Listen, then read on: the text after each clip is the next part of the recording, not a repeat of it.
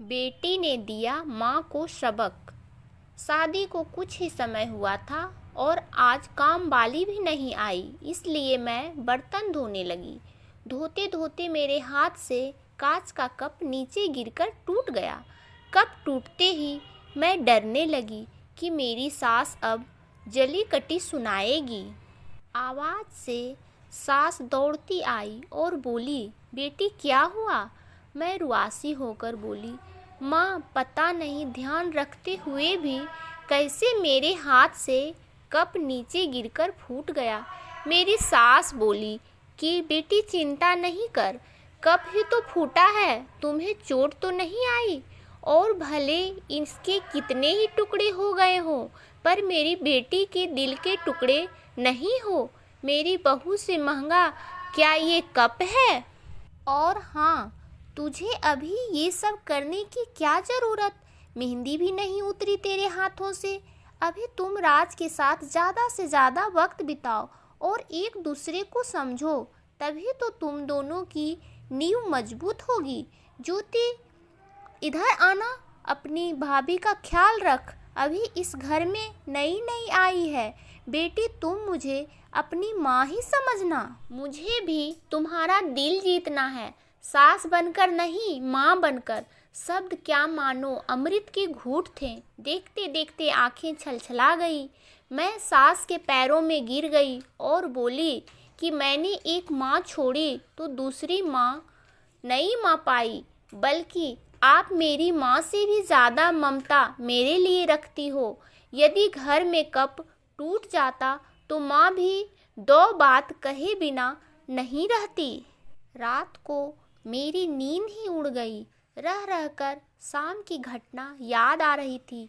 सास के बारे में मेरी जो सोच थी उससे विपरीत सास का व्यवहार पाया। मेरा भी कसूर नहीं था ऐसा सोचना, क्योंकि मैं तो लोगों के मुंह से बुरी सास के बारे में ही सुना था और फिर मैं अपनी अतीत में खो गई। मुझे याद आया कि कुछ साल पहले इकलौते भैया की शादी हुई थी। भाभी की हाथों से मेहंदी का रंग उतरने से पहले ही माँ ने भाभी पर घर के काम की पूरी जिम्मेदारी डाल दी और अपने ही नियम कानून के हिसाब से भाभी को चलने को विवश करती। माँ ने भाभी को घर में एडजस्ट होने में जरा भी वक्त नहीं दिया। भैया भाभी को बाहर ले जाते तो माँ का मुंह फूल जाता। वह बोलती कि हर समय भाभी को साथ ले जाने की क्या ज़रूरत है। कभी भी भाभी को खुली हंसी हंसते नहीं देखी।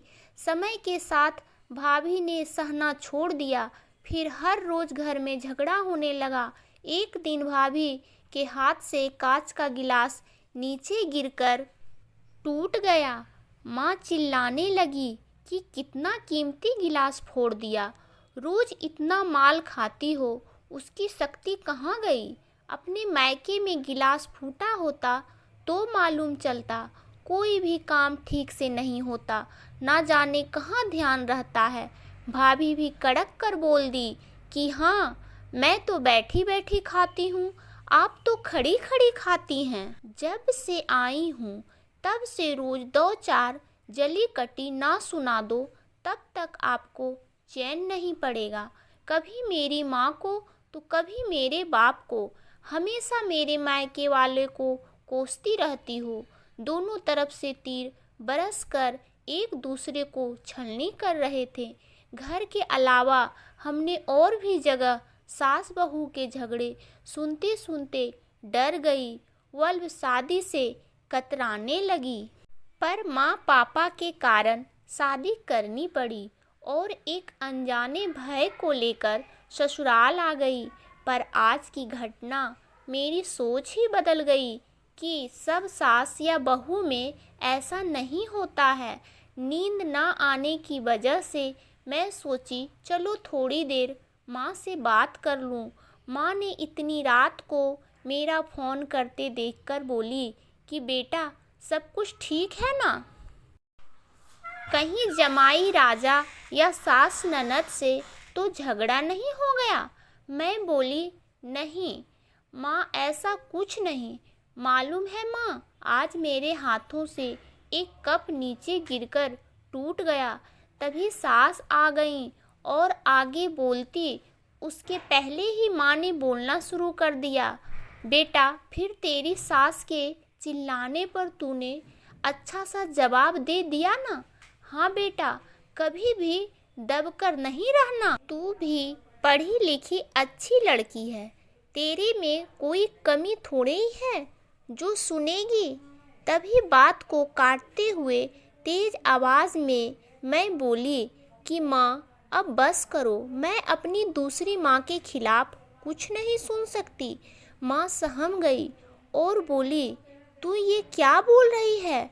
हाँ माँ, आज मेरे हाथों से जब कप गिरा तो सासू माँ ने कुछ नहीं बोली, सारी बात बताकर अंत में बोली, अब तो आप समझ गई ना सारी बात। और हाँ, सास ने सिर्फ बोलने के लिए नहीं बोला, वह वाकई में ज्योति की तरह मेरे से व्यवहार कर रही हैं। माँ एक बात कहूँगी, आप बुरा तो नहीं मानेगी?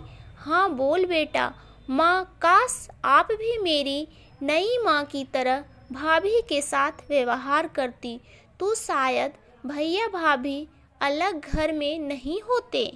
माँ, मेरी सास ने शुरू से ही अपने प्रेम से नींव मजबूत कर ली है, तो उस पर टिका परिवार में मजबूती कैसे नहीं आएगी।